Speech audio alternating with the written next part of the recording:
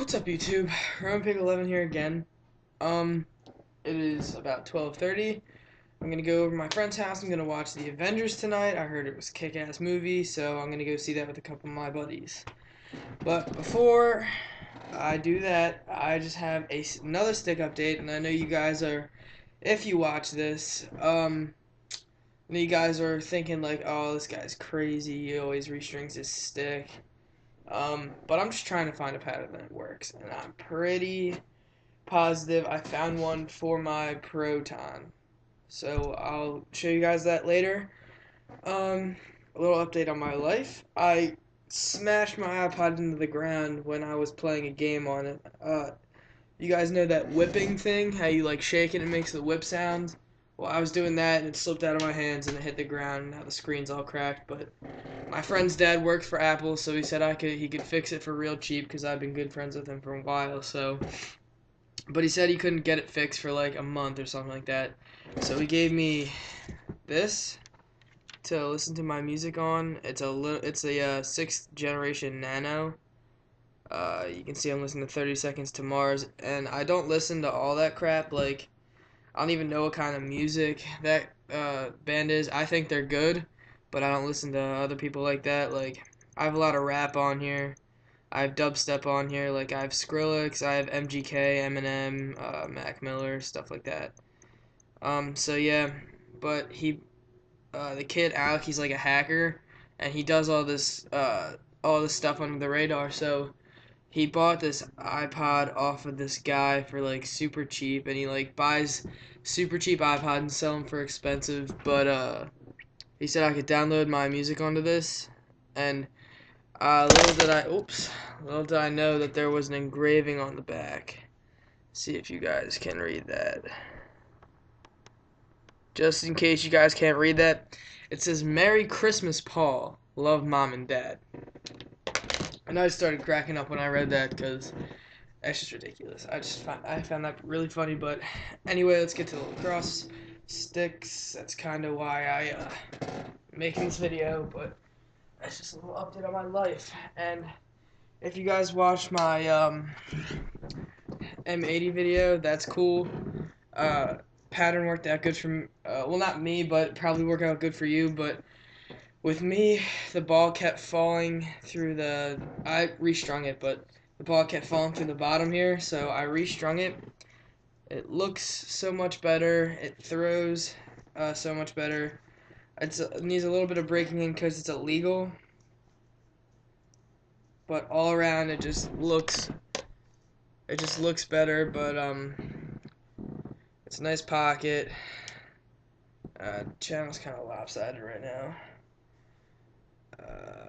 Not that good of a channel, but what I did is this is 9 diamond.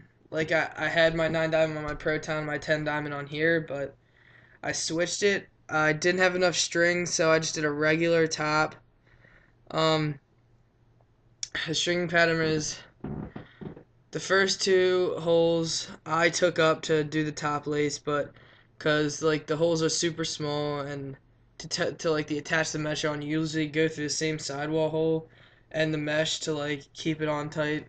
Um, but with this, I just went through the second one, go through the mesh, and like attached it that way, so it kind of looks like that. Did a regular one, so 2 down, starting on the third sidewall hole. I did interlock, or a knot, skip, knot, knot, double, or single, skip, double, and then another double, and then I tied off. And then for this, I did a 4U, a 6U, and a nylon right above that 6U, and it gives it a little bit of a snap. I know attackmen like me, I'm an attackman, are supposed to have like a higher pocket for a quick release, but it doesn't seem to make a difference to me. I don't know. But with this, that's another thing with stringing low pockets with quite some whip and hold that's a slow release. You can feel it kind of snagging on the strings, release it a little bit slower than you would with like a higher pocket or less whip and less hold. Um, but still, throws super nice, looks nice. It's got a um, it's got a low pocket, low mid pocket, and I just used a shooting string for the bottom. I don't really care what I use for the bottom, but yeah, there's an M80, and a lot of people are having trouble finding um, patterns for this, but I really didn't have any trouble at all. So, but the thing is that some people will do like three like interlocks or knots. Like they'll do skip, they'll like go into the head, skip, knot, skip, knot, skip, knot, like three down. Like I know East Coast Dies does that, does like three interlocks, but with this, there's something about this head that pulls the mesh too tight at the top. I think it's just because like the overall head shape of it, which is nice, but um, it pulls the mesh too tight and it gets too tight of a channel. So I just didn't skip a hole here, skipped one here, and didn't skip a hole again. Still pulls the mesh tight, but it's not like a super tight channel. I still got some breaking in to do because it does have a legal hold, but yeah, there's that. And this is how it holds the ball. There's the pocket, channel, here's the hold. It's actually perfect with this ball, but this is a super greasy ball. This isn't like a brand new one. So here's the hold again. Try to get a better angle of it. That's like perfect with a greasy ball, but um, so yeah, there's my M80 on my Vandal. And then this is gonna be my game stick because I think the way I strung this is super awesome. Like it's just sick. It's my Proton Power. You may think that by the shape of the V and how close this is right here, it's gonna have like too much whip, too much hold. It actually doesn't. Um, so what I did is this is just 10 diamond mesh. I pulled the mesh super tight when I did this. I did it just like I tied as hard as I can, which is what you're supposed to do, but sometimes I don't do that. But I did it, and then the stringing pattern for this one is I took the first hole. This is with 10 diamond, by the way. Took the first hole, attached the mesh, and did the top. And then the second hole down, I started with my sidewall. So what I did here was I skipped one here, did a knot here, did another knot, then double. What did I do? Oh, and then after, so it's you go into the head on the second hole, first hole, second hole, skip one, knot, another knot, double, double, single, tie off right here.